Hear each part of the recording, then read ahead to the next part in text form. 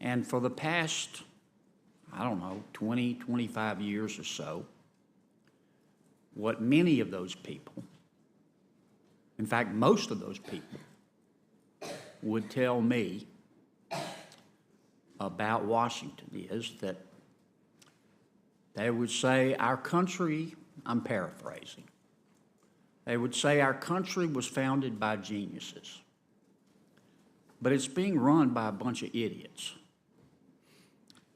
How can our leadership on both sides of the aisle expect to borrow $4 billion a day to operate, run up a almost $20 trillion debt, run deficits?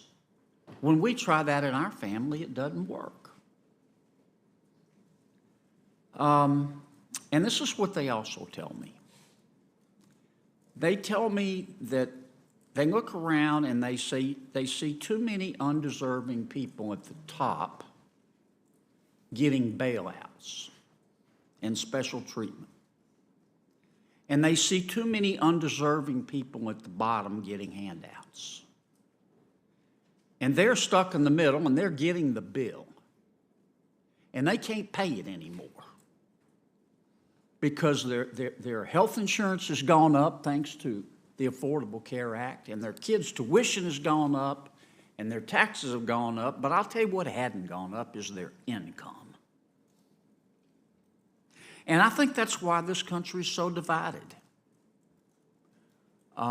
We have two groups of people. We have those Americans who believe in more freedom, and we have those Americans who believe in more free stuff.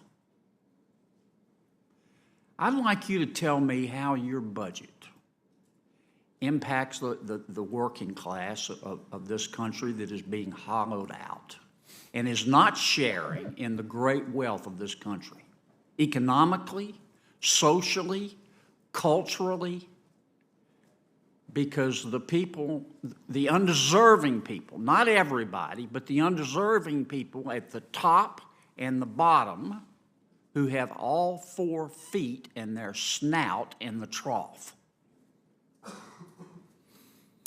Senator, I'm going to answer that in a way you probably don't expect. Welcome back to Capitol Insights.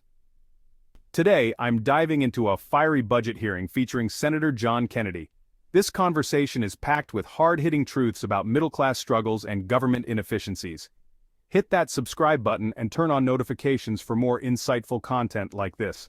Let's get started. Easy answer would be to say that 3% growth helps those folks more than they can possibly imagine. And that they're above the age of 30, they might remember what it was like to work in a healthy American economy when wages were ahead of inflation. People were getting better economic opportunities. You could save for your kids' retirement or your kids' education. You could save for your own retirement. But I'm going to answer it a different way because you asked me a specific question. But what is this? How does this budget help those people? I think, Senator, that part of the disconnect that we see in the nation right now is that those folks that you've just described, many of whom also live in South Carolina, pay their taxes and then hear the stories about how that money is wasted, and they wonder why they're paying taxes. And it undermines their faith in the system when they hear that there are 11,000 dead people getting their money to help pay their dead people bills, when there's people in prison getting benefits, when there's folks who are not in this country legally getting benefits. It saddens them and angers them. Some of them react different ways, but they all react negatively towards the institution of America, and it helps contribute to that us and them mentality, and I think that is unhealthy. And what this budget does is looks them in the eye and say, you know what, we're not going to allow that anymore. And if we are wasting your money, we're going to stop. If it's going to somebody who shouldn't get it, we're going to stop, and we're going to respect your money as much as you do. And hopefully, that'll help cure some of the ills that you just mentioned. He tackles wasteful spending, pointing out infuriating examples like benefits going to deceased individuals, prisoners, and undocumented immigrants. The director assures Kennedy that this budget is about cutting waste and respecting taxpayer money. It's a commitment to use resources wisely and rebuild trust. What do you think? Can this kind of accountability make a difference? Let me know in the comments below. If you found this summary insightful, give this video a thumbs up and don't forget to subscribe to Capital Insights for more content like this. Thanks for watching, and I'll see you in the next one.